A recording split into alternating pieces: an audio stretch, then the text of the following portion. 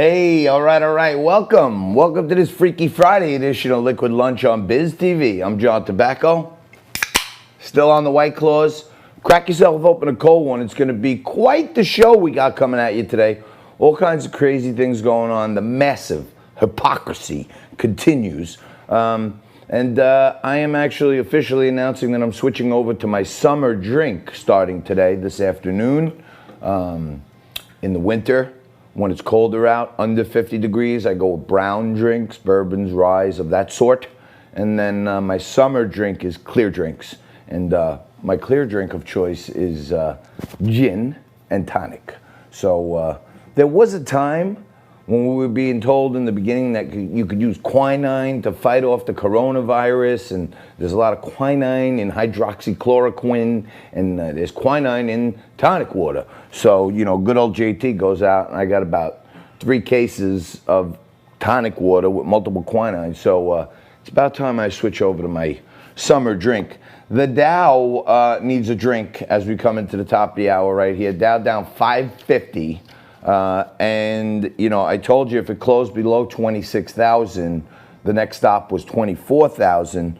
We are still closer to 26 than 24, but 25.2 as we speak right now. And if it breaks below 25 on a Friday and closes in the 24s, which is just about 300 points from here, now down 550 still. And if it closes in the 24s, it's a bad sign. Algorithms see, trending towards newer lows. And any more of these spike news, watching the lamestream media all morning, and it's spiking virus. Donald Trump wants to go to hold a rally with 7,500 people outdoors, and they're going to have a spike in any volatility whatsoever that's pushed on the public is going to cause massive volatility in the market. And I keep trying to explain this. I'm actually thinking about maybe once a week doing an extra hour and just talking about finance, because people keep asking me. I've been out every night this week. I went to at least 1, sometimes 2 different restaurants on Staten Island where I live, to go out and support local businesses, spend a little money in there.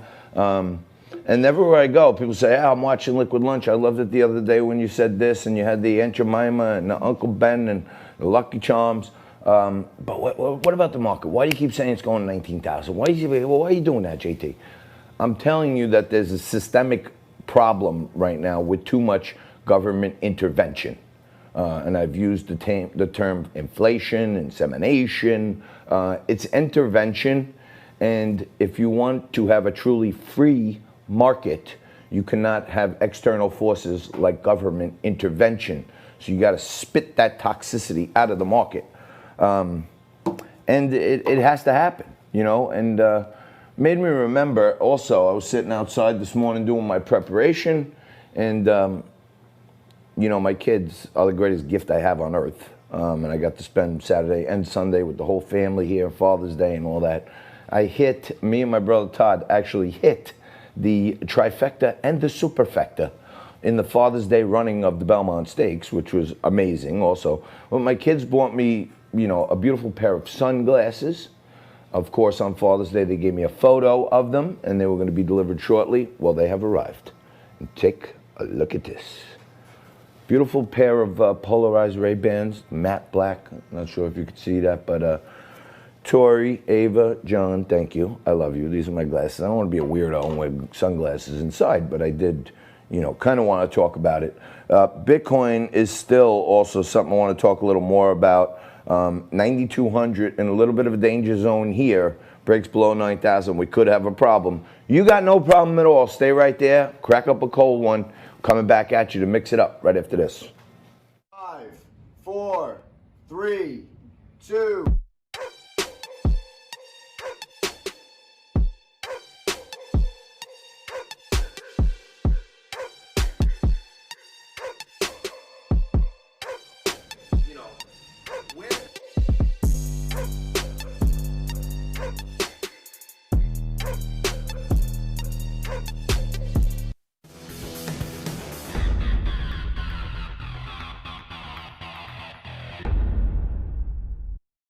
Hey, all right, all right. Welcome back. Friday's a casual day, so that's why I'm in a t-shirt today. And I don't always wear Trump-related paraphernalia, but on Friday I thought it might be okay to slip one in. But more importantly than that, although I do support the president, I am quite socially liberal and I'm quite fiscally conservative. And I like to demonstrate my open-mindedness on my show by having segments all the time with a Democrat and a Republican, always bright, always on point, often don't agree, but there's thoughtful conversation. And the only thing I ask is that they mix it up, give me a break. I don't have to do anything. I can sit back and mix up a drink. Things pick up immensely for us right now as we mix it up with two great ones, two great friends of the show. Josh Kravitz and Robert Hornak are here. Josh is an attorney and a Democratic district leader in New York City, and Robert is a quite the veteran Republican consultant and strategist. Hello, boys. Happy Friday. Happy Friday. Friday, John. Thank you so much for having me. I heard you guys, before I came into the segment, chatting in the background that you have homemade haircuts. Is that true? I have a homemade haircut. Robert's holding out until he gets his person. My hair is the longest it's been since the 1980s. You look like you should be in a 70s rock band. We got there. The wings. About You 1 got month the from a wings. ponytail. Hey, Josh, I never see you cut that tight. You usually got the nice flop over in the front. I know. The trendy I cool know. cut. It's real short up front here. Yeah, Got nothing here. You look good. You must be out there with the militants. That's why you had to trim it up a little bit. Exactly. So, That's guys, I guess there's like a tale of two cities right now. What's going on with the presidential race? There's Liz Smith, who's Joe Campaign's kind of campaign manager or whatever she is, says that it's really good for Joe Biden to be working from home. And then Trump wants to go out there and do rallies and stuff. What do you say about this, Josh? Shouldn't they be out on the campaign trail at some point? I mean, look, they have to play it by ear in relation to the public health crisis that we have going on. But what I think Joe Biden is doing is by taking this seriously, he's demonstrating a very fundamental fact that he believes in science, that he believes in taking serious things seriously, that he believes in doing what the experts tell him. These are all things that Donald Trump does not do. Donald Trump will say, let's have a rally in Oklahoma, in Tulsa, or in Arizona, and let's not wear masks. Those are super spreader events. And so the majority of Americans understand the stakes of the coronavirus. But hey, Josh, are these all these rallies and protests and autonomous zones and everything, are they super spreader events? Yeah. Any gathering is a super spreader event, but the president of the United States is supposed to be the leader of this nation. And when he goes around and says, well, masks aren't mandatory. In fact, I'm not ever going to wear a mask. And you really shouldn't either. He is endangering people, and people follow the rules. I mean, in Florida now, people are starting to be mandated to wear masks. Some cities in the South where the rates are rising, and people are following the rules and taking it seriously. They just need leadership. They just need to be told what to do. And Donald Trump refuses to tell people what to do. Robert, are you buying this? Because it seems like hypocrisy to me to say a 7,500 person event is a super spreader, but 10,000 people in Washington Square Park is not a super spreader. Of course it's hypocrisy. Look, John, they were saying the exact opposite tune last week, the week before, when these protests were taking place. They said, oh no, the protests should go forward. We don't have to worry. Everybody will be fine. And then as soon as Donald Trump wants to hold a rally with a few thousand people, all of a sudden, oh my God, it's the end of the world. The reality is Donald Trump does take this very seriously. He had never told anybody. He doesn't take this seriously at all, and everyone knows it. Don't. I mean, you're trolling us. You're telling me that he takes it seriously. He's saying he wants to reduce testing. And let me just give you some real facts. No, it wasn't a joke. He said it's not a joke. Never directed anybody to reduce testing. They had 4 of the leading. I know that he's doing it. Let me give you 2 stats. Being outside reduces the rate of transmission by 18%. Being outside reduces the rate of transmission by 18%. Wearing a mask by 5%. Let's take a look at what Joe Biden just said the other day. I'm sorry, Josh. I'd like to finish my point. I was very polite and let you talk. No, but you know what, Robert? People are dying. People are dying. And if you're not going to look at what's right in front of your face, you're not going to look at the fact that he's taking it seriously. Look at the curve of every other industrialized country that took it seriously. And then look at ours. It's flat. And it's going up. It's because of his leadership. So let's be real, because people are dying. This isn't a joke. This isn't about politics. This is a very serious Joe issue. Biden People are dying all over the world. Here's the hard reality. Joe Biden said the other day, hard reality is people dying. May I speak, please? Joe Biden said, we can't get our economy going again. We can't resume any part of a normal life until we learn to control the virus. His exact words, control the virus. This is the problem with leftists always. They have this illusion that they can control everything by passing laws and instituting regulations. All right, I see you guys are in rare form today, which I love it. I'm just sitting back having a black cherry white claw myself, but let's hit a couple more topics and see if we can keep it going. Apparently the Senate had a police reform bill that Charles Schumer and company shot down. Now the House apparently passing a sweeping police overhaul, which is probably going to be dead on arrival at the Senate. Why can't we find some common ground and get one step going forward, Josh? Well, I mean, the reason why we can't get common ground is because we don't have an agreement. We don't have agreement about what police reform really means. Do we want real police reform, or do we want some things around the margins and keep things as they structurally have been for forever? On the left, we want real reform. We want to think about things completely differently. We want to talk about what social services mean. We want to talk about the militarization of the police. We want to talk about the fact that why are 5 police cars zooming down the street for one incident of a mentally ill person? These are the conversations that we need to have about what policing really means. Yes. Do we need police? Yes. Do we need police to sometimes use force? Yes. Do we need police to protect us from violence? Yes. Everyone acknowledges that. But there's also a lot of other things that go on that don't need to be police. There are health issues. There are mental health issues. There are a lot of things that the police do not need to be involved in. But these guys are carrying guns, and their job is often to use force. And we need to think about the ways in which policing gets used in the United States. Let me follow up on that. Here in New York, de Blasio saying he's going to cut about $1 billion in funding to cops. I did a little segment the other day talking about how, you know, there's a new 911 system being rolled out, next generation 911 across the country. It's going to cost us $35 billion to roll that out, which breaks down to about $100 for every one of the 350 million people in our country. What would you say, Josh, about people who want to defund the police opting out of 911 so that we save $100 and then they don't have to call the cops? I think it's I don't even know where to begin. I'll start with the fact that de Blasio is against, and I'm not a de Blasio supporter, so you would know that. You don't even have to defund it. Just don't call 911 anymore. That's one way you could have no cops in your life. Look, we understand. It's just, it's a moot point. It's a moot point. It's like a little creative, like poem that the right made to say, oh, well, now you don't have to call. The point being is well, that... I mean, that's the point here, is for me to try to ask insightful and thoughtful questions. Police are a social service. They are a social service for all of us. They're for all of our benefit. We give them a monopoly on force in this country, and rightfully so. We give a subset of people the right to use force to protect property and to protect people from violence. That is a good thing. But if they go around and they're unaccountable, and they go around and on every police report they say, oh yeah, the person was resisting arrest. You know what? No, they weren't. Now we have police cams, body cams, and we see that they weren't. Wait, Rob, I gotta tell you, I gotta wrap it up here. But Rob, just let me give you the last word. I was raised by a cop. My father was a cop. He said, I know you're a troublemaker, but if the cops get called, the first thing you do is you say, yes, officer, no, officer, do not resist, because anything can go wrong and you can wind up getting killed. So I think a lot of this emanates from maybe better training with the cops, and then better training of people that, okay, if you get yourself in a jam, don't resist. I don't know. Well, look, John, at 2 o'clock in the morning, nobody picks up the phone and says, please, someone's breaking into my house, send a social worker right away. That will never happen.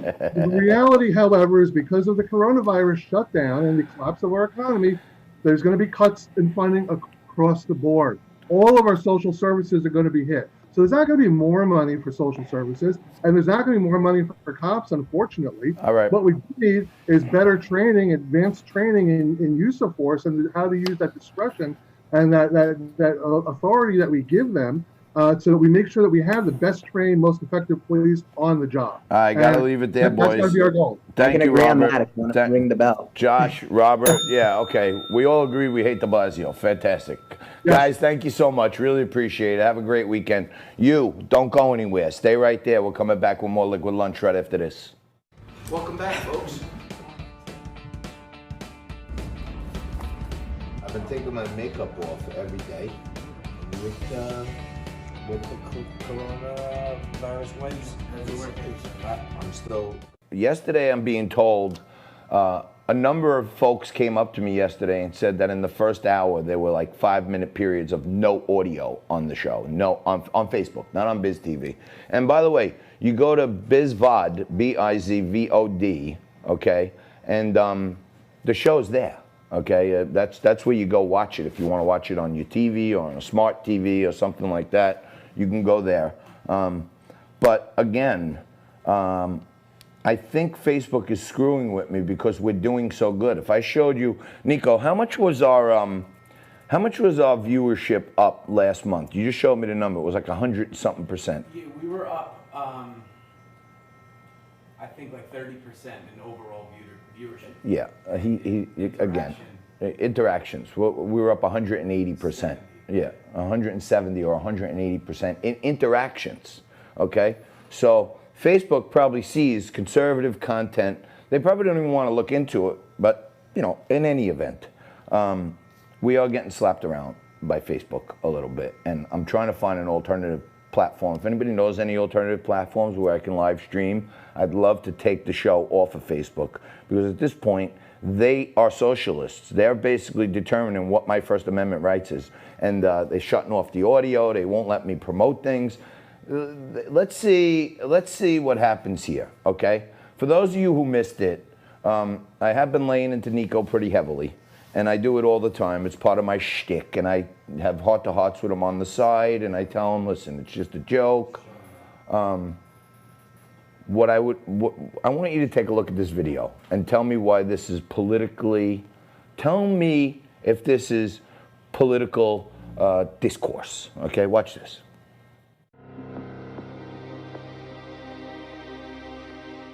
I don't think it was as bad as Nico was making it out, but anything new is always very scary to Nico. Nico's taking it on the chin for years. But there's this newfangled thing that they call, you know, creativity.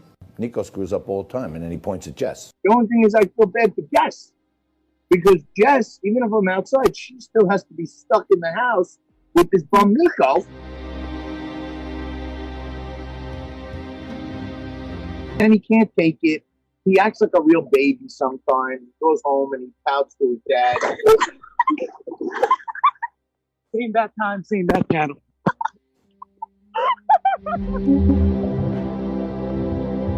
I don't know. He want you to electrocute me with this microphone.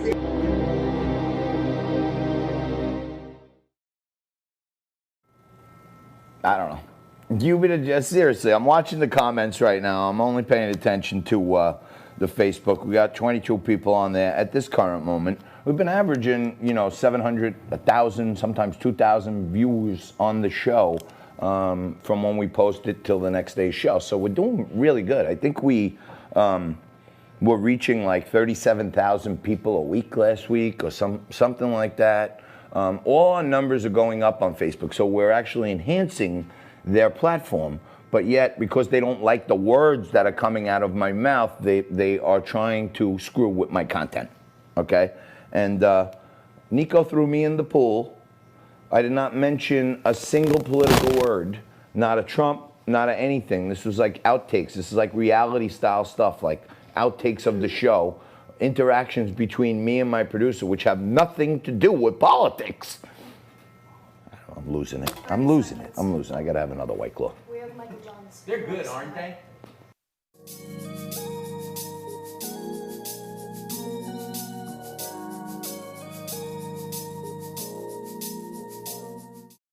Welcome back. You know, the Dow is still getting slaughtered here. Right now, down 602. Only 140 points away from breaking under 25,000. and I don't want to say I told you so, but I've been telling you so. Under 26, it goes to 24. Under 24, it goes to 22. Under 22, it goes to 18, 19, somewhere around there. Keep your eye on it. I've been short certain names. I told everybody what they are. I continue to. If you want to know more, message me, email me, whatever you want. I'll talk to you about why I'm doing certain things. I'm not a financial advisor. I'm drinking 6 to 12, White Claws on the show now. So don't take financial advice from me, but I'll tell you what I'm doing. And I think the market still has a lot of downside in it. I'm talking about being censored by Facebook. We're broadcasting live nationally on Biz TV, okay, but it's not carried here locally in New York, so I use the Facebook for a little more of a local audience. And they're editing me, okay? And the New York Times recently had decided to take down an op-ed from Tom Cotton because the newsroom revolted against the editor or something. It's crazy, okay? And my next guest, Michael Johns, former speechwriter for George H.W. Bush, a conservative commentator, one of the co-founders of the Tea Party movement. Hey, Mike, how you doing? Hey, JT, how are you? Mike, this guy, Paul Krugman, I mean, I've been taking aim at this guy for years during the bank crisis. He was such a shill for Obama. It was unbelievable. And I think he was starting to talk about, oh, there's green shoots in the economy and this and that. And the guy was never right. You have a list of all the inaccuracies from this guy. Talk to us about it. It's voluminous and would consume more time than we have. But, you started with some commentary about how, an unfortunate day in the Dow today. But, let's just start with the prediction after Trump's election that Paul Krugman, by the way, by introduction, a Nobel Prize winning economist, New York Times columnist, has been a professor at some of the most prestigious universities in this country, including MIT and Princeton. I think he's now at SUNY in New York City. Came out when the Dow was 19,827 on Trump's inauguration day. After the election, he'd written this column called "The Economic Fallout." He said in it, if the question is when markets will recover, a first pass answer is never. And he went on to predict basically gloom and doom for the future of the American economy. And of course, markets rallied from there up to 29,551 in the Dow, and the S&P 500 and NASDAQ and other indexes followed on February 12th, 2020, an appreciation of almost 50%, 49%. And even now at slightly over 25,000, it's appreciated 27% under Trump. So, right.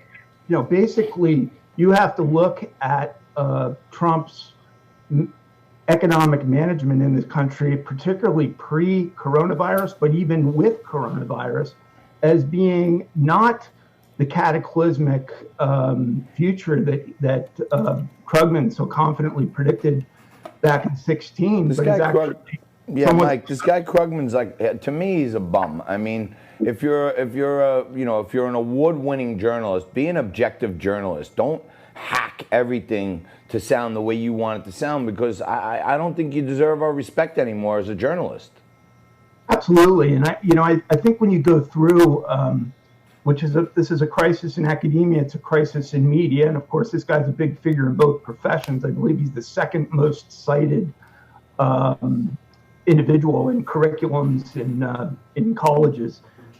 Has a history of absolute inaccuracies and almost no track record of predicting things accurately, and yet he's lauded by the elite and writes for a newspaper that, I don't know about you, but, that I kind of grew up politically holding in high esteem, never being under any illusions about its ideological orientation, but ultimately feeling that basically in media, the New York Times was a pinnacle, I don't know if you remember the old song. I'm probably a little older than you, but there was a song at the Copa, and it talked about, this beautiful showgirl.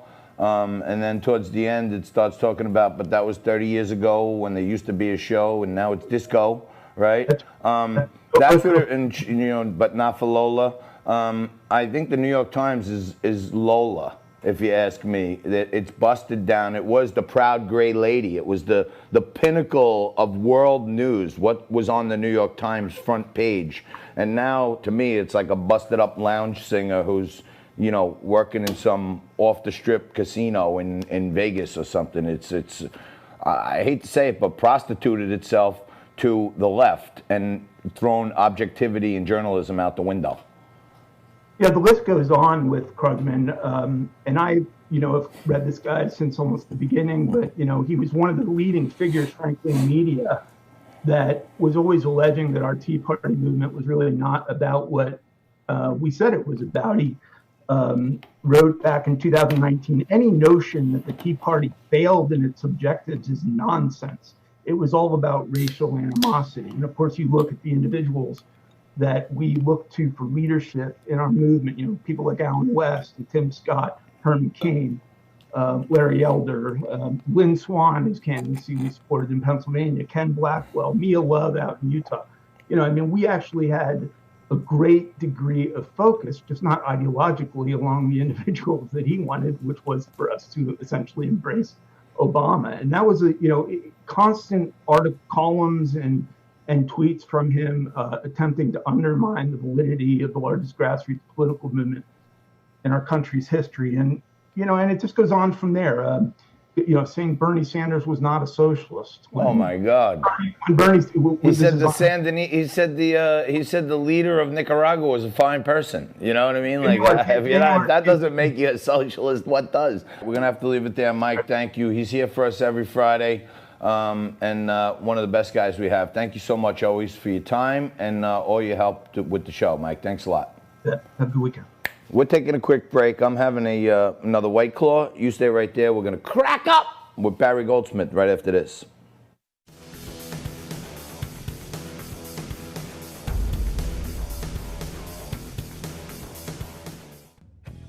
For more Liquid Lunch, head over to YouTube, do a search for Liquid Lunch TV, and hit that subscribe button.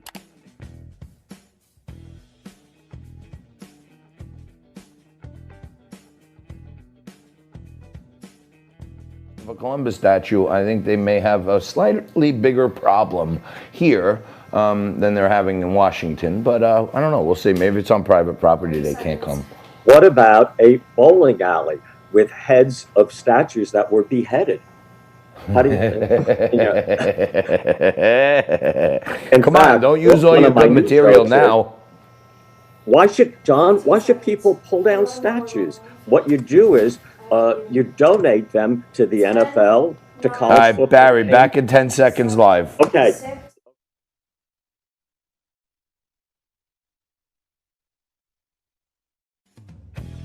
For more Liquid Lunch, head over to YouTube, do a search for Liquid Lunch TV, and hit that subscribe button.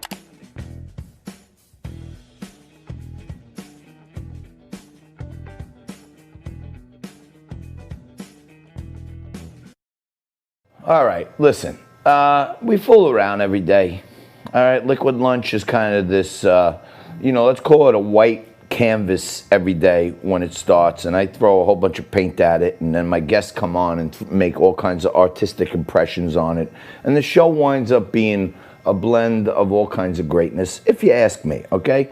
I try to keep it humorous. One of my viewers, Amal, she tunes in all the time. She texted me yesterday, you had a great show today. I couldn't stop laughing. So sometimes I'm trying to do serious politics and people are laughing, but the main thing to me is if something's turning in here or something's turning in here when you're watching Liquid Lunch, then I did my job every day. Try to amuse, amaze, entertain, inform, and educate. On Fridays, I want to make sure we can laugh at the lighter side of these things. And our resident humorist joins us right now, Barry Goldsmith. He is an esteemed professor at New York University. He actually, one of his finest students, he tells me, was one Frank Morano. And Barry is a student of, he's an expert in the art of architecture. He's also quite the funny man. He used to write for many famous people, Steve Ducey, who's now on Fox and Friends. Barry, thank you for joining us again. My audience, this week's been a tough week, okay? We're mentally drained. All this crap is going on. Aunt Jemima's gone. Uncle Ben's gone. Mr. Softy's gone. Eskimo pies are gone. Everything's gone. Do you know, John, excuse me, since you mentioned Aunt Jemima, okay, not only is the whole concept racist, but it's also ageist, and I'll tell you why. she's been around for 130 years, and she was never called great, great, great, great Aunt Jemima. There you go. Right. Now that makes sense, okay? And maybe, you know, there's some rules in the U.S., the Equal Employment Opportunity Act, and you can't even fire somebody when they're over 60. So I don't know how they're firing a 130-year-old person, but I know that as a matter of fact, you know, I don't know. I know how she stayed on the shelf for 130 years. When she started, she was real maple syrup. But adding all those chemicals over the decades, God, it gave it extended shelf life. What can I say? She was Uncle Jemima when this started. The transition went from maple to artificial. Let me ask you this. I know you're a professor of architecture, and you're always out there. You're the host of the Been There, Haven't Done That podcast. You got your radio show heard every Sunday here on WOR in New York City. I heard you're out there digging some things up. What have you been finding? Yes, I'm also an amateur archaeologist. Well, last week when I was on, I said that beheading statues, which is a terrible trend that we have today, goes back to the French Revolution when they beheaded statues. The mob beheaded statues. But it goes back even further. It goes back to ancient Rome, as you can see here. And that's 2 beheadings, not just 1. Hey, you know what they say? 2 heads. That's a double header. That's a double header. That statue was the inspiration for baseball's calling it a double header. Yes, yes. There you go. Write that one down. That was better. That was a better punchline. Thank you. Let me ask you this. From Rome, we all like to go to Paris, okay, and we go to the Champs-Élysées. We have some croissants. What did you discover in Paris? Well, the French also invented another way of destroying statues, like Joan of Arc. You know, what they do, people say history doesn't repeat itself, but statues can. And I just want to tell you, I really want to go back to Paris, but they're not allowing Americans in. So here's what I heard. This is what I heard, that the European Union is putting a border wall between the eastern seaboard, the beaches, and the Atlantic Ocean to make sure Americans can't get in. But I'm doing it anyway, John.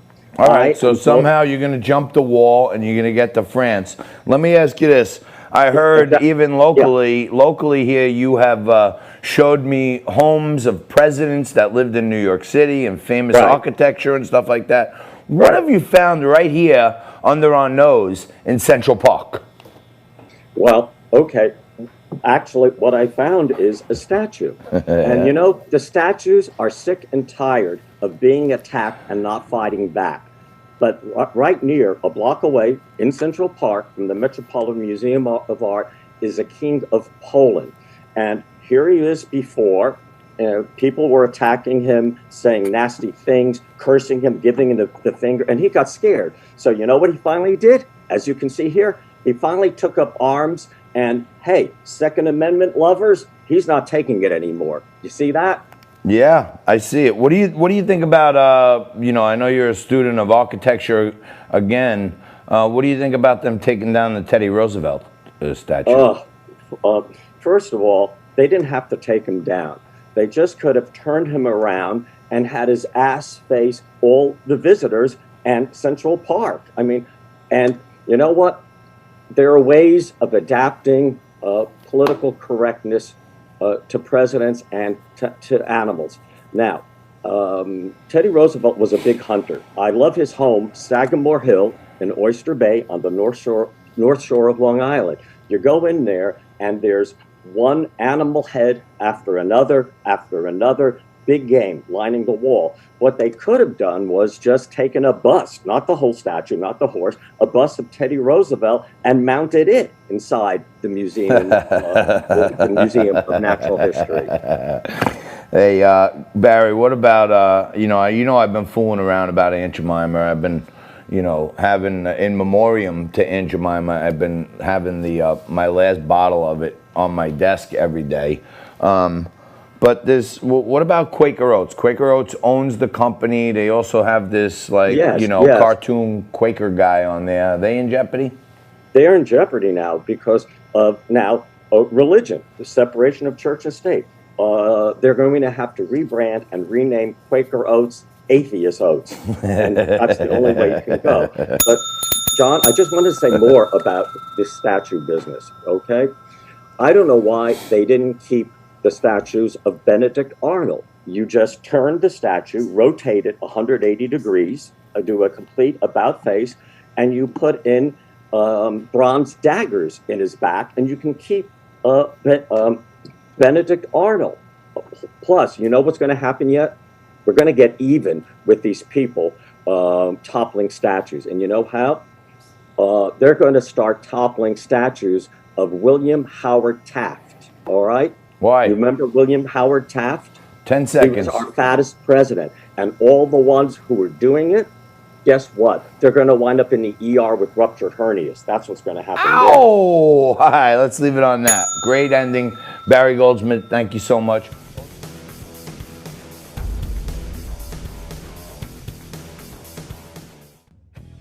For more Liquid Lunch, head over to YouTube, do a search for Liquid Lunch TV, and hit that subscribe button.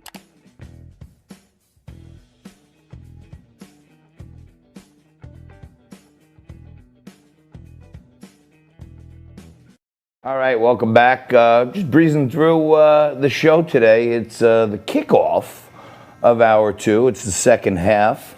And, you know, great teams, great champions, great shows perform their best in the second half. That's when champions show themselves. So we will have quite the second hour today. I'm going to head outside after this break and get some gin. I got this new Amsterdam gin. As I mentioned, in the summer I drink clear drinks of vodkas and gins. I'm trying out this new Amsterdam gin. It's pretty good. And I'm going to mix it with some tonic. But I'm going to finish off this case of White Claws before that. But market slightly stabilized here, down 565. Bouncing around, not looking good. Fridays in the summer tend to get thin towards the end of the day. One little trinket of bad news, and you could see, they call it a trap door. You could see like a 500-point drop like that. Many times I make these predictions. They're not predictions. They're just what I think will happen. But if you, all seriousness, we were talking, Michael Johns was talking a little earlier about when Donald Trump came into office at 19,000. The Dow was at 19,000. I challenge you to go out there and look up the hundreds of times I've been on Fox News, Fox Business, CNBC, and others, okay? I'm usually on as the resident short seller. You know, when they do the bull and the bear wants the market to go up, the bear wants the market to go down. A little trinket of information. Why does the bull and the bear represent the markets? Why is that symbolic to the markets? Well, years ago, in the early 1900s, late 1800s, in the gold rush, 1800s, for fun, the miners at night when they were around the camp, they would bring in a bull and a bear, and they would make them fight, and they would gamble on it. And the bull would tend to charge with his head down and rip up like that. And the bear would stand on his hind legs big and slap down and smash the bull on the head and throw him on his side. By the way, most of the time the bear won, just so you know. But they would severely hurt the bear so that it would look like a fair fight. But in any event, I usually go on in the bear segment because my expertise, or whatever I call it, is in short selling. And I challenge you to find a clip over the last 10 years where I was imploring people to buy a stock or invest more heavily in the market. I usually can find the places where they're overvalued, and that's when I speak. Otherwise, I stay back. But when Trump got elected in 2016, for the first time, and it's on Fox News with Neil Cavuto, with Charlie Gasparino, with Colin McShane, I said if he removes regulation like he says, if he cuts taxes like he says, and he starts repatriating money that's hidden in other countries like Apple and all these other big companies that are hiding in another tax haven, I see this market at 25,000. Okay, and 1 year to the date, I said give it a year, let's see if he can get his policies. 1 year to the date, I was a week off. The market's at 25,000. The clips are out there. I don't say the market's going down because I have some fun doing it. There are points where it's overvalued, and I like to try to keep people up to speed on what's happening. I don't like seeing people get caught in a trapdoor. Nobody likes a trapdoor, that's for sure. We're going to wrap up this news of the day here. I'd be careful with the markets. We got a whopper of an hour or two coming at you, and if you could, coming into the next segment, we've got a quick commercial break here, but if you're watching on Facebook and you can share the stream, if you're watching on Biz TV, stay tuned because Tom Basile is going to be here with us next. He's a conservative commentator, author, columnist, and his newest column on Newsmax, our home, 10 questions for AG Barr Americans need answered now. And I want to talk to Tom Basile also about this whole Columbus issue because he's a fellow Italian-American brother. We're going to cover all that and more. Quick break coming back at you right after this. 5, 4, 3, 2.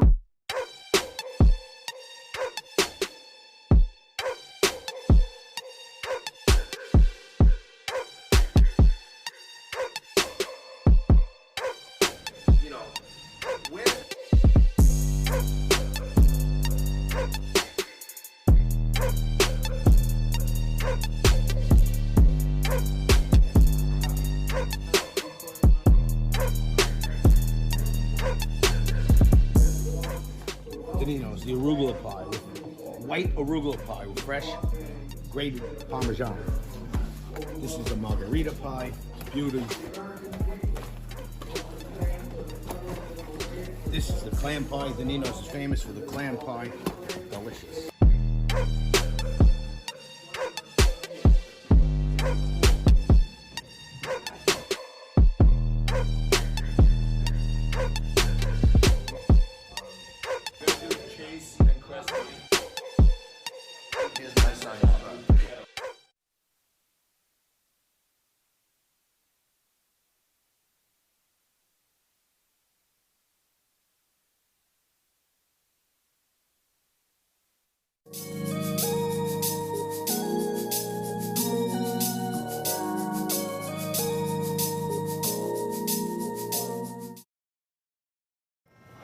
All right, welcome back. You know, my partner Frank is, I mean, he's the number one resource and asset I have in life in many things. And I'm so important to him that when he got married, instead of naming me the best man, he actually named me the worst man, which was quite the honor, I must admit. But right now, Frank is not with us daily because he's taken on this new huge role where he's going to explode onto the scene like you can't believe.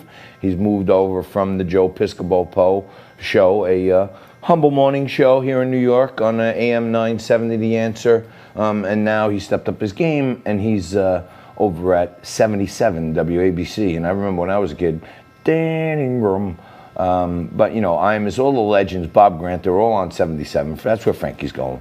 But even though he's not here to correct my mistakes, he is texting me outside of this conversation to let me know that I made a mistake. And I just identified, and he's really good at nitpicking me like this. And I like it because it makes my show better. But I had pointed out that it was Mr. Softy Trucks in particular that used that song. It's not germane just to Mr. Softy. Different ice cream trucks that sell soft serve ice cream tend to play that song. And the one fellow who comes by my house every day is a lickety-split man, not a Mr. Softy. So for those of you keeping score at home, my bad. Not that mad about it, but I understand. Frankie is right. Tom Basile is going to join us in just a few. He is a conservative commentator, columnist for Newsmax, and his newest thing, we've had former Attorney General Barr. We've been talking about this guy on the show a lot.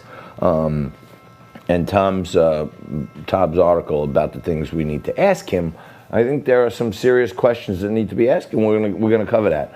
Now, if you watch the left, they say, you know, Attorney General Barr is acting like he's the president's attorney. He's not. He's the people's attorney.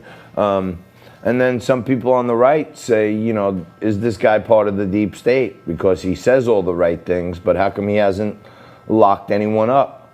How come no one's been arrested? And by the way, just a small point of order.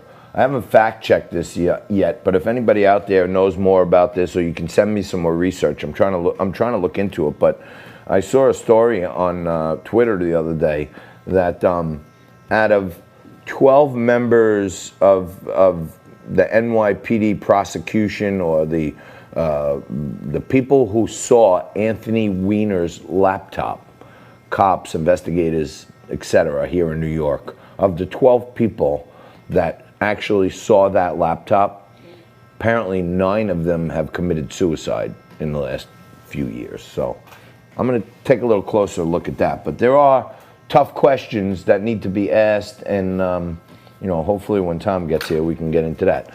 Tough question is this: what, in fact, has Black Lives Matter and Antifa, what have they actually accomplished in all of this rash of protests and riots and looting and burning and lawlessness? What have they accomplished?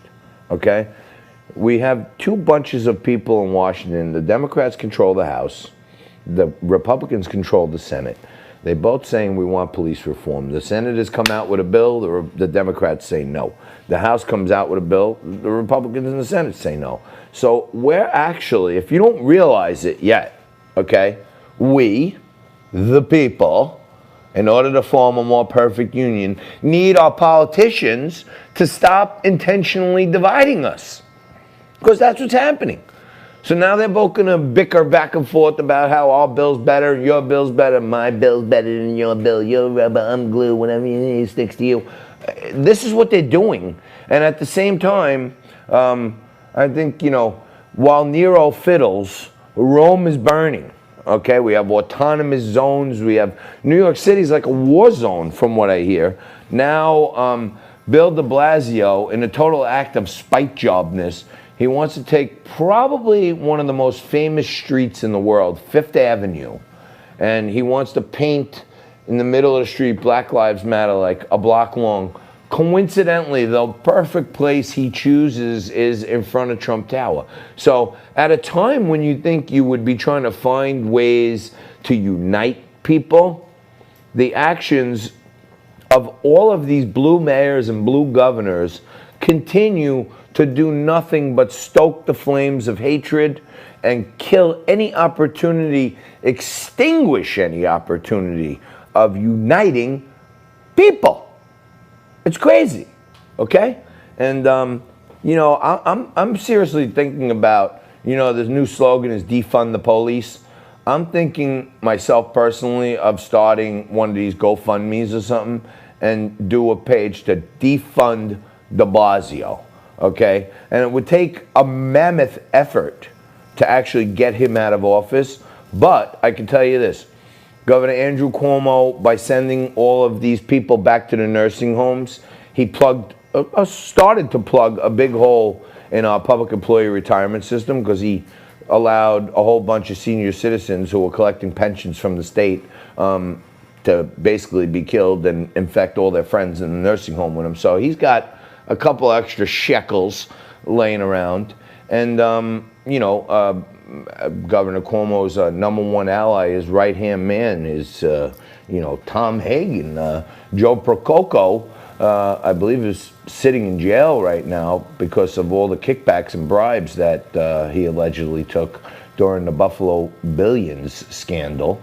And, you know, Cuomo, he's coming to a point here where, you know, I think if we raise enough money in a GoFundMe, okay, and we hire some lobby firm to funnel the money into Governor Cuomo's pockets, or at least his friends' pockets, because I know they have a system out there already for that somehow, I would imagine, but I have no proof of that. But it sure seems fishy when your right-hand man, who you drive around with every day, who knows your deepest, darkest secrets, is in jail for taking bribes, and you didn't know about it, and you're the governor, and you're a pretty bright guy, apparently, unlike your brother, Fredo. So, you know, I'm thinking of GoFundMe. The only way you can get rid of a mayor is for the governor to deem him unfit to run our city, okay? And I think if we come up with enough, if we do a GoFundMe and raise a bunch of money and then we give it to Andrew Cuomo as a kickback, we may actually be able to convince him to come up with some reason to defund de Blasio. And maybe, just maybe, when Mayor de Blasio here in New York is talking about the coronavirus, I got to cut $1 billion, he gave his wife, Shirlane, okay, Warren Wilhelm's wife, Shirlane, he gave her $800 million. $800 million, okay, to start this psychological mental health program where we can reach out to more people. Many homeless people have mental problems, okay? And there has not been a single iota of tangible programs, okay? Those who run this program for Shirlane have been called before Joe Borelli and the city council here in New York. And the woman, I don't remember her name right now. I wasn't even expecting to talk about this today, but I'm just going to say this. The woman who runs the whole program for Shirlane, where they've got 800 million, they brought her in and said, you know, what have you done with the money? Where are you spending this money? She said, well, you know, we're doing a lot of great things, and it's going to be huge, and all that other stuff. But okay, but what have you done? Well, we did a lot of studies, and we did a lot of feasibilities, and we did a lot of right. And the one thing that sticks out to me is de Blasio here in New York gave his wife $800 million, okay, to help people that need mental health support, okay? And what the executive director of that program said before the city council, it's a public record, they said, well, do we have any results of what we've got for the 400 of the 800 we've spent so far? And she said, we have no systems in place to determine the measurable results. So 400 million in, you have no system in place to measure the results? Like, did we get an extra, you know, did we save some people on the suicide hotline? Did we send out printers, mailers? No answers. Maybe Bill de Blasio, instead of defunding the police, he should go dig up the coffee cans behind Gracie Mansion over there and pull the other 400 that Shirlane stashed away out and put that in the pot instead of defunding the police. Put back some of that kickback money, and let's keep the cops on the street, and let's start educating our cops in a different way so that they can do good community policing. And we're going to take a quick break. I'm going to police myself and come back right after this with a gin and tonic. 5, 4, 3, 2.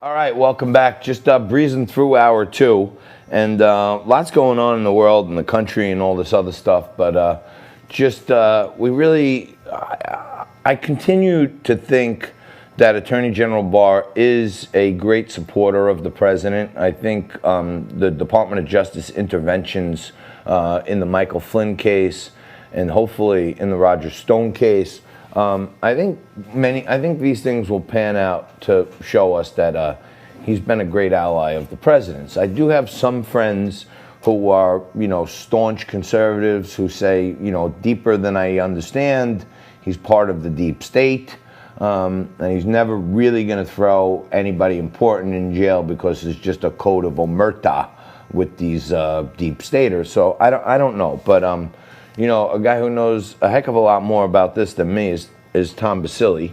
He's a conservative columnist. He's an author. He's a commentator.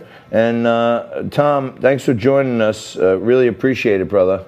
It's great. It's great to be back, and congratulations on getting picked up by Biz TV on Roku. That's wonderful for you and for Liquid Lunch and your whole team. Yeah, and by the way, it's on 40 million homes over the air. So on regular, good old-fashioned, local affiliate television also, we go to 44 million homes. So, we're getting there.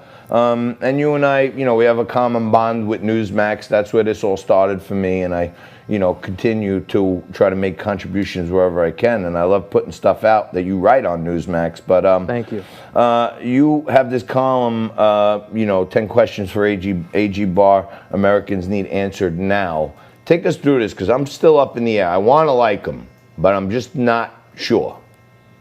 Well, look, you started talking about how he's a supporter of the president's, and I kind of take a little bit of a different take to this, because I've served in a presidential administration, I've served in the federal government, and what do? You the first thing that you do when you join the government is you swear to uphold the Constitution, and you swear to defend the country against all enemies, foreign and domestic. And for the Attorney General, he also has an absolute responsibility to defend the rule of law. And I realize that the wheels of justice turn slowly, but it's really important that the Attorney General and the FBI and our intelligence agencies start connecting the dots for the American people about who and what is really behind all of the protests, all of the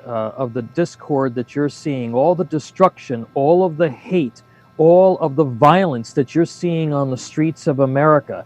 And yes, you've got Democrat mayors and Democrat governors who have all agreed that this is the type of thing that they're going to allow to happen, that they're not going to enforce the law.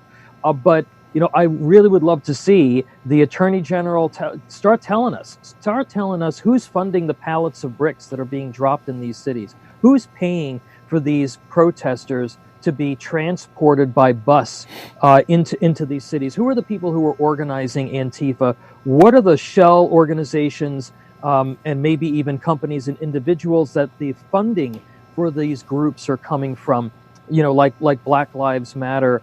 Which organizations are legitimate organizations that are nonprofits that care about having a discourse, and which ones are domestic terrorists that are just interested in violence and destruction.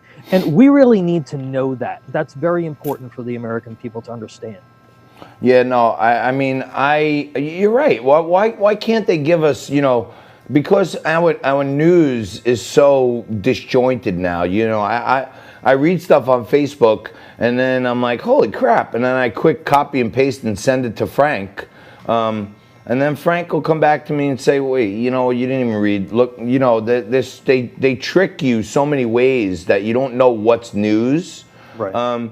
But why shouldn't we have some transparency when there's all these pictures out there saying, look at these bricks, buy this, look at those bricks, and who put them there? What do we know? What do we really know? Look, the Attorney General is saying he's got 500 active investigations into the violence and the protesters and these phony grassroots movements that we have seen over the last month. But he's also indicated that there are foreign actors that are participating in this, that are stirring the pot, that are fomenting violence and discord. Russia and China, probably principally among them, because they're not our friends. Thank you very much, Joe Biden. They are not our friends, and it's very important that our intelligence agencies and the Department of Justice start making sure that as we're going into this critical election, that people understand that what they are seeing is not, these are not real, genuine movements that are interested in George Floyd or making Black Lives the Black Lives better, or saving anything, or changing or reforming anything. It's a very destructive, hateful movement that has its groundings in some very anti-American, either foreign or other nefarious sources, and so much of it is based on that. So again, my article really just lays out the questions that I think that we are entitled to have answered by the Justice Department, and I'd hope they get a move on. All right, so let me ask you this. We got 2 minutes left here. I'm appalled about this whole Christopher Columbus stuff. We are, fellow Italian-American heritage guys, and Christopher Columbus, from your little kid, oh, wow, there was an Italian guy who found America. That's what we learned in history class, right? I'm appalled by that stuff. But here in New York, I think we probably have one of the most corrupt DA's offices in all of the country, right? And they are constantly locking up guys with vowels at the end of their name for, basically bid rigging and civil disputes in commercial business. Don't even, right? Every time you see a bunch of Italian guys in the construction industry, it's a RICO case. Right. Why don't we start treating Antifa and these other organizations like a racketeering organization? It's simple for them. They know how to do it. They absolutely should. They absolutely should. We should be looking at a big nexus chart at a press conference with the names of the funders and the names of the organizations and the names of the people who are the captains on the streets who are organizing these folks that are destroying both public and private property and beating people up. A homeless person was lit on fire in New York, and that district attorney, it's the same DA who said we're not going to prosecute the people that deface St. Patrick's Cathedral. Yeah. On top of it, he refused to prosecute Harvey Weinstein for years because he was one of his big political donors, and Jeffrey Epstein, right? So there's been big double standard. But all right, we got to leave it there. We got to come back more and talk a little bit about the heritage stuff, because I just don't understand the whole Columbus thing. Maybe we got to find a safe zone for Columbus or something. My friend, it doesn't matter, right? The history, and this is the same movement that destroyed satire and is offended by satire in America, right? Yeah. Which is so critical, right? I mean, we were talking about that off air. They're not interested in understanding history or understanding real symbolism. This is a destructive movement. They're not interested in discussion. They're interested in destruction. All right, we got to leave it there, brother. Thank you so much. Have a great weekend, you and the family. We're going to take a quick break on Liquid Lunch here and come back right after this.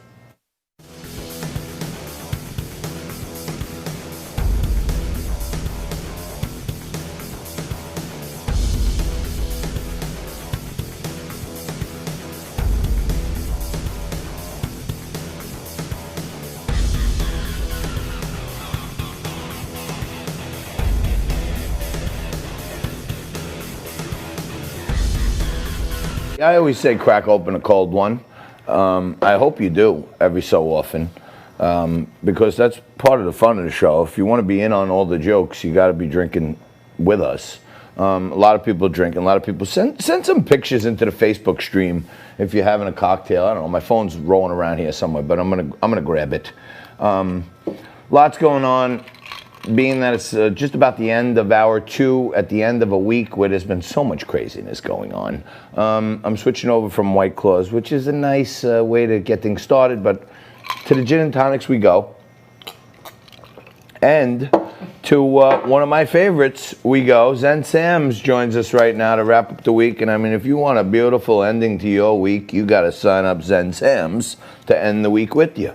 And she's an actress, she's a model, supermom, philanthropist, all that other stuff. Can we just put all that stuff on our lower third so I don't have to waste the viewer's time listening to me when they want to focus on Zen?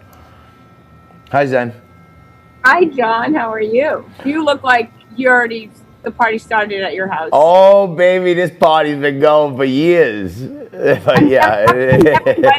Parties. I always just come in through Zoom and kind of say hi, but never in the live action, never in the moment. I'm feeling left out, John. Yeah, well, I feel bad about that. And I know when we were in the studio every so often, if I encouraged you for long enough, you'd at least have one glass of wine or something with us. Yeah. So those were the days. And those were the days when New York was, for 1 week every year, at least the fashion capital of the world. When Fashion Week came to town, the whole city stopped. And anybody that is somebody was trying to get in the front row at a fashion show, and there were red carpets everywhere. And You know, apparently now it's Fashion Week is going to have a new look or something like that. Well, what do we got going here? You know, COVID-19 on retail is becoming, it's by now the impact is we could feel it. It's becoming very well known. Retail sales fell about 9.5%. Department store sales with a large concentration of fashion retail offerings fell some 25%. And apparel and accessory store revenues literally cratered 52%. And specific to fashion merchandise, it's important to remember that a fair amount of spending is driven by seasonal factors. So while there's still, some hope for true summer merchandise, the window of opportunity for traditional spring full price selling is closing very fast. And you know, the bump retailers typically get from product bought from school vacations, Easter, Mother's Day, and other spring events is largely gone. So, you know, most high school and college graduations, tonight my stepdaughter Carly is graduating, aren't happening as in-person events. You know what I mean? So for luxury retailers that drive a meaningful percentage of their sales from both domestic and international tourists, well, this isn't coming back in the foreseeable future either. So, you know, you have a slew of things that are working against the fashion industry. And right now, they needed to revamp, and they did. So there is a saving grace. The fashion industry has revamped. Michael Kors, just to add to this list, was the latest designer to step away from the usual fashion schedule. And that's pretty big in New York because Michael Kors and New York City kind of go hand in glove, and people, you know, his collections are very well known. So he's not showing during New York Fashion Week this fall, and he's opting to schedule his collection spring summer 2021 show for sometime between mid-October and mid-November, rather than during New York Fashion Week in the typical September that we know it. And this is in order to allow customers time to purchase the previously released items, which have basically remained on shelves due to the pandemic. So a lot of fashion houses right now need to liquidate all of that. They're pushing showing during the regular, September season. And right now, the crisis has led brands to seeking new and innovative ways to present their collections. So for Fashion Week in London, they just staged an online-only event earlier this month, while Burberry has announced plans for a show in the British outdoors in September. A lot of the fashion houses like Paris Fashion Week closed in March with like a huge spectacle. You probably didn't see it, but I did. It was held by Louis Vuitton in the shadowy courtyard of the Louvre Museum. And though no one knew it was going to be the last essentially fashion show catwalk of 2020, it was. So shortly after that, the spread of the coronavirus put an end to all these physical gatherings. So they've literally had to revamp. So everything is a digital online experience right now. What's happening what's happening with your camera? You're actually so excited that you're shaking your balcony, and the camera's like jumping up and down. I'm on the 25th floor, and there's a lot of wind right now. All right. So you're in a torrent. No, it's not me. It's the wind. I'm literally trying to hold the computer screen. It's crazy. But I am holding it down. She goes out there and even puts up with all the elements just to be part of Liquid Lunch for us. You're a doll. You're the best. Tell us, many people say that these shutdowns came at like the absolute worst time. And I've mentioned in some of my market, talking about the markets and stuff, that I have been betting against a lot of stocks because I think they're going to go down a lot. Macy's, I'm short. Gap stores, I'm short. AMC theaters, I'm short. I don't think these businesses have a great opportunity to recover when many of them were on the brink of bankruptcy before that. Exactly. How bad was the timing of this thing coming boom right in March? Timing. The worst timing. It couldn't have hit fashion at the worst time. And these companies, like you said, they were struggling to survive. These companies were depending on every season. They were depending on these markers in life, like graduations and Easter and Mother's Day, where typically people go out and they buy gifts and the retail market is booming. And all of that literally came to a screeching halt with COVID-19. And so all of these brands have literally had to rethink about how they're presenting their collections to their audience. And they're doing it in a very Netflix kind of way, because people are very interested and they want to see what's going on, but they don't want to attend fashion shows and large gatherings. And a lot of these editors, they're comfortable in the comfort of their own home or in their office. So right now, you know, they've upped the ante. There's a whole different ways that people could present their collections. These designers are becoming very innovative. 3D films, poetry readings. There's so much footage that they're producing now to get the content out there, where you literally could feel like you're putting a dress on with some of the virtual reality that's been created. So I think the fashion industry is going to grapple a little bit at you know, gaining control of a sinking ship. But I think they're going to come out stronger, more innovative, more creative, more united, and more cost effective and more green at the end of the day. There'll be less waste. I mean, fashion shows cost a lot of money to put on. No. We don't. Green is so 80s. We don't want green. No. Green, the color green is out. Listen, I mean, who wants green? Coronavirus You see a woman. Taught me to respect Mother Earth. So green Yeah, is but good. I mean, if you see a woman at a party in a green dress, you probably got it off the clearance rack. You know what I'm saying? Nobody wants green fashion. We don't want green. We want black lace. All right, Sam, we got to leave it there. You are the bomb. Thank you for enduring the elements and the wind and 25 stories high atop New York City to give us some great Look at the comments. quick view. Woohoo! Yow! Oh, wow. Oh, she's got lighting and everything, this one. All right, you're the bomb. Thank you, Zen. You're the best. We'll talk to you again soon on Wednesday, hopefully. Bye. Most financially successful people own assets that make them money while they sleep. They usually own real estate, vehicles, intellectual property, equipment, and more. These assets make passive income through leases, subscriptions, royalties, and fees that don't require time, energy, or attention. Your assets do the work, and you collect the check. So what kind of asset should you buy? The most valuable companies in the world, like Amazon, Google, and Apple, all have the same thing in common. They make a majority of their revenue from data technology assets, storing, collecting, processing, and providing data. It's all about the data. What if you could own data tech assets with a low upfront cost? Introducing Apex, a proprietary technology built to process and mine data and render artificial intelligence and 3D gaming at exceptionally high rates. Apex Tech has partnered with SafeTech, a subsidiary of a publicly traded company called InvestView. SafeTech's business model leverages Apex technology to disrupt the multi-trillion-dollar data tech industry, giving you the competitive advantage. SafeTech's growth strategy is to capture a significant share of the market. SafeTech will enter into a 60-month lease with owners of Apex Systems. Why would they do that? Why not just buy all the equipment themselves? The same reason most companies lease instead of own, to scale quickly without the upfront costs and for the tax benefits. So how do you get started? You purchase an Apex system. Then you can lease it to SafeTech for 60 months at a rate of $500 per month. That's a total of $30,000 paid to you over the life of the lease. So what's your responsibility besides purchasing the Apex system? Nothing. During the lease, SafeTech is responsible for any maintenance costs to keep things running for you. Just collect a check every month for the next 60 months.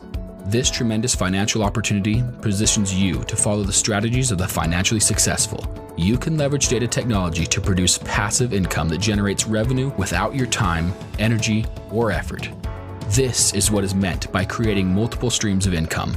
But the opportunity to participate will not last forever. If this concept fits your financial goals, take action today while you still have the chance.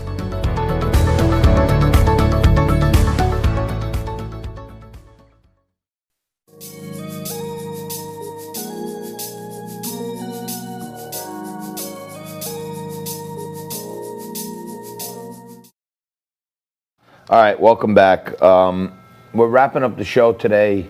You know, Donald Trump is coming under attack now.